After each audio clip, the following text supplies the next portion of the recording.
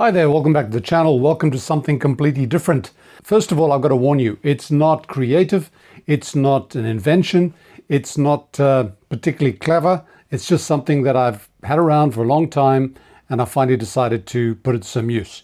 This is what it's about. I restore radios. I've done a lot of them. Last count, I was at about 102. Now the problem I've got is the more radios I restore, the fewer stations there are to listen to.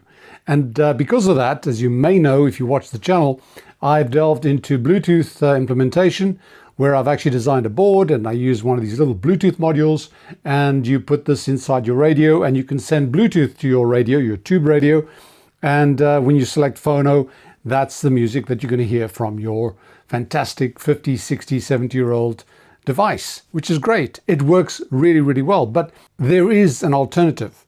Many of you have mentioned this, and I agree, there is an alternative. The radio in that case is not actually acting as a radio, it's just an amplifier. So the best thing to do when you don't have radio stations being transmitted is create your own. And I have done that. I've actually created a little AM transmitter, which works very well, and there's a project on the channel. I'll link that video below, where you send your music or whatever it is you want to play via Bluetooth to a receiver, and it then transmits that to the radio using an AM transmitter. Now that is for medium wave. But I decided I wanted a little bit more quality, and the way to get more quality on these radios is FM. So I wanted to build a little FM transmitter which I can stream Bluetooth to and then tune my FM band on the radio to pick up that transmission. Now that's been done. It's been done, and thousands, if not millions of people have used it in their cars. There's a little transmitter thing. You plug it into your cigarette lighter, if you still have one in your car, and you then send your Bluetooth signal to it, and you tune it to a particular frequency on the FM band, and then you go to your car radio and you tune to that frequency, and that's what you receive. So that's what I'm doing today. I've got one of those. In fact, I've got a few of those lying around. I'm using this particular one simply because I have it. If you have your own, use your own if you want to do this sort of thing. And my idea is to actually build it so that I can add it to my undershelf modules that you've seen before as another module which will act as a receiver transmitter so that I can play the Bluetooth on my radios. Now, my idea is actually to experiment with this. If this works well, I want to go one step further, because I've seen some really, really small ones. Little Bluetooth receiver FM transmitters that are so small, you could put them in your radio completely seamlessly and probably a lot easier to install than the Bluetooth modules that I've used. So I've got some of those on order. I think I've ordered 5 or 6 of them. As soon as they arrive, I'm going to see whether I want to make a transition from the Bluetooth modules into actually using one of these little FM transmitters inside the radio when I restore a tube radio with FM. So let me show you what I'm talking about. There is no great mystery here. It's just me having a bit of fun and trying to get something done that I've wanted for absolute ages. Let's get going.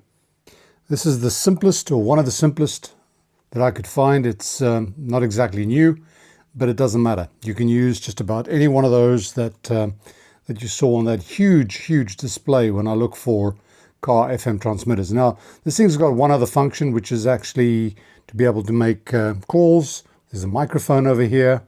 I don't plan to use that. I don't know how that's going to affect it when my phone is actually paired to it. If I use my phone, maybe I can set the pairing on the phone to just use this as a what would I call it? Just an earpiece. So it doesn't have the microphone function activated. We'll just see. So what I need to do with this is connect about 12 volts to here. There's the ground, there's the positive. And I managed to find a cigarette lighter socket. I bought the cheapest one I could find. And now I've got this thing ready to connect. So all I need to do is connect the power supply here. There's the negative. And here is the positive. Now if I switch on the supply, it comes on. And it's saying Bluetooth. It's looking for Bluetooth. And it's saying 107.1. And it's saying 11.8, 11.9. Now what is that? Well, the 11.8, 11.9 is actually the battery voltage that it's measuring. And I can change that. If I reduce it, you can see it's going down. I've made it 9 volts, still working perfectly fine, which means this thing can work with a 9-volt battery. Let's try 8 volts. Still seems to be working. So I can use a 9-volt battery, right? But I don't want to use a 9-volt battery because I've got a better solution for that. You see, one of these modules is actually a 12-volt supply. What I've got is 3 18650 cells with the battery management system in there. So I can charge it up, and it says here charge with 12.6 volts with a current limit of about half an amp. And I can then get 12 volts from here, or about 12 volts, and also out the back. And out the back, I've actually got it going to a few of these modules that use a 12-volt supply. So this is what I use to power those units at the top, with one exception or two, which actually uses a mains connection. But this thing works quite well, and I can actually see through there. At the moment, it's at 12.3 volts. I can just see through there, so that's going to work very well. And if I remember correctly, the units that use the 12 volts are the dummy load, and then also the cab foil side detector and the antenna selector. So all those are wired at the back, powered by that battery pack over there. And this little module of mine is going to go into the left of that, and it'll be just one more that's being powered from it. Obviously, you're not powering them all at the same time, and when that battery gets low, I just charge it with the bench supply. So good, that's all set. With the module tested, I then did the final design and printing of an enclosure for it, which will fit in my under rack system. It's got this lip that'll connect it to the underside. Put that aside for now. It's got 2 side panels. There's the left one, which will go in at the end, left one and right. There we go. And there's also a faceplate. And that's what this thing's going to look like. Okay, but that's the next step, because the first thing I need to do is I need to put this in that unit. And to do that, what I've done is I remove this cap. I've got the wires soldered on there, put it in like that. And the way I've dimensioned this is for it to come through the back and push against it. So it's going to look like that. The back is very close. This thing is not connected per se, so I'll use a little bit of hot glue on the sides and maybe even at the back. I don't need to have it really too firmly in place. It's just going to sit there. And usually when you use this thing, all you do is you put the power on. The power switch is going to go on here. And the little power indicator LED, also blue, will go down there. And obviously that'll have the faceplate in front. What else can I tell you? There is the DC socket that's going to go in here. DC jack. That's going to go in there. And then all I'm going to do is I'm going to wire the supply in to the switch. I'm connecting both. Positive and negative will switch off. This is a double pole, double throw. So on, off, I'll be using the 2 poles, and it'll switch off both the negative and the positive. And then from the switched section, I will take the power to the LED. There's already a 15K resistor on here. This means that with about 12 volts, it's less than 1 milliamp, and that's more than enough for these ultra bright LEDs. So let me put that together and show you how we get on.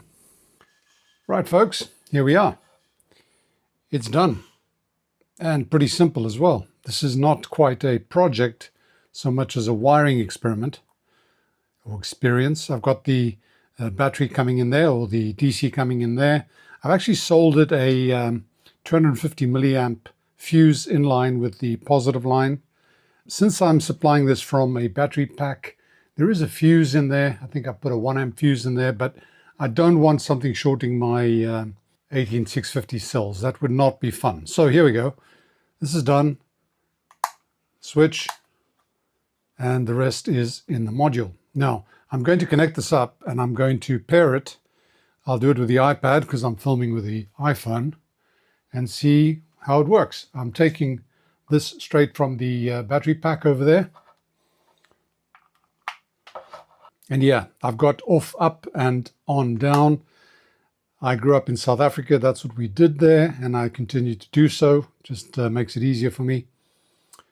And here we go. It's looking for Bluetooth. So let's find it on the iPad.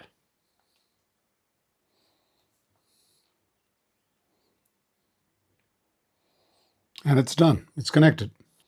You see that the Bluetooth symbol has stabilized, which means it's paired. And now I've got it set to 100 megahertz at the moment, but I'll have to see what frequency I want on my radios. I've got to find a part of the FM band that is unused, and then I will set that to that frequency. Okay, I'm ready to put this up on the undershelf, connect the power up permanently to the back, and do a final test. Okay, here we go. You see it fits perfectly in here, and I'm going to put it on.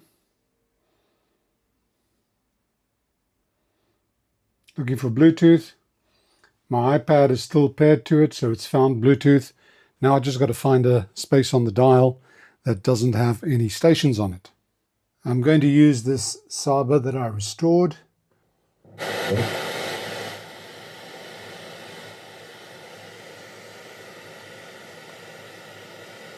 About 97, seems okay. Put the volume down. Now this thing's got a level control. 30 is the max. I'll leave it at max. And to change your frequency, you hold that down. And then you can start turning it.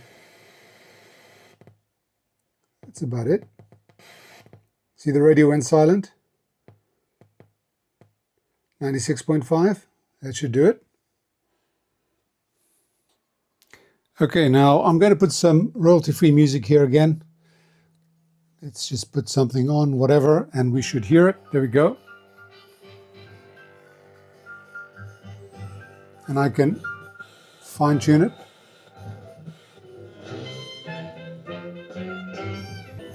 Of course, my controls of the radio are exactly the same as if this was a normal radio station.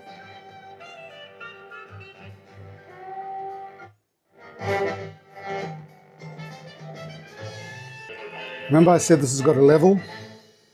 It does. You can drop that volume there. This would normally be for the car phone use. So that's looking pretty good, working perfectly. And of course, you can use the tube radio as well.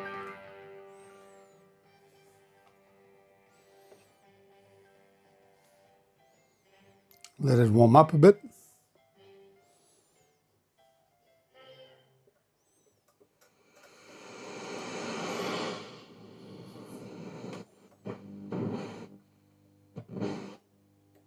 Oh, music stopped.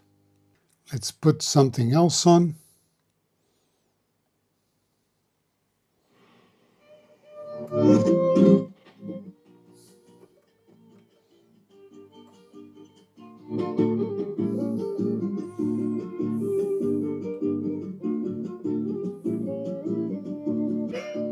How to get stereo from a mono radio.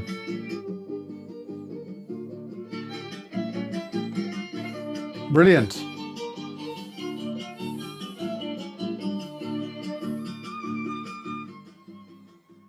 That is the simplest undershelf module that I've got on here, and I'm running out of space. Might have to start working on the upper shelf as well. That is done. When I've finished, I'll switch it off, and it's ready to be used whenever I need it as a FM transmitter. I've got the AM transmitter. This thing is actually very, very clean. It's transmitting with a very good frequency range, sort of good fidelity on the FM, which is what I want. Unlike the AM, which is always staticky, but then that's AM for you. So I call that a success. Easy and successful. Now, when I get those very small modules, I'm going to try that as well, because the small modules I'm planning on actually installing inside the radio. All it needs is a supply, a 5-volt supply, because those things work from USB. So I'll have to figure out a way, and it's quite easy, to get 5-volt DC from your 6.3 volts heater winding or something like that. So you'll see some of that in the future, but they're on their way. They take a long time to get here, and I'm not in a hurry. I've got my FM transmitter working now. So folks, I do hope you've enjoyed that, and hope I've given you an idea to use some of those. Probably one of these you got lying around and don't know what to do with it. It's very, very useful. If you have enjoyed that, click like, share, subscribe, and all that jazz. And if you want to support the channel directly, you can do so on Patreon and PayPal. Links are in the description below. So once again, thanks for watching. Bye for now. And most of all, stay sane.